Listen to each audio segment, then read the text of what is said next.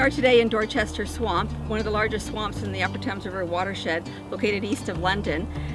This swamp, along with Ellice Swamp, have just been designated Canadian Protected and Conserved Areas in Canada, a designation that helps Canada meet its biodiversity targets. The Upper Thames owns over 200 hectares of this provincially significant wetland. It's home to countless species. Over 700 species have been documented here. Because of its large size, it's home to animals that need large protected areas to fill out their lives. It also holds a lot of water because of its size and the shallow groundwater here, so it helps prevent flooding of the watershed around here, and also protects the groundwater and recharges the springs in the summertime. So many biological functions that it serves.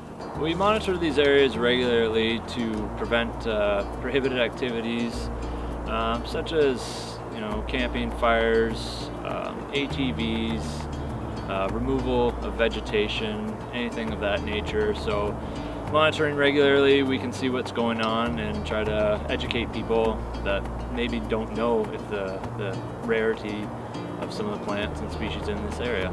At Ellice Swamp, we've been managing primarily Phragmites that's been on the outskirts of the property, preventing it from going into the main swamp and spreading. This year we're going to be doing a little work on purple loosestrife, and we're actually going to release some beetles. So again, it's on the outskirts and trying to prevent it from going into the swamp as well. These large swamp areas are very important for climate change because wetlands are carbon sinks. So it's very important for sequestering carbon, holding on to it for the long term, and also it creates cooler microclimates that are important for local communities and wildlife as well.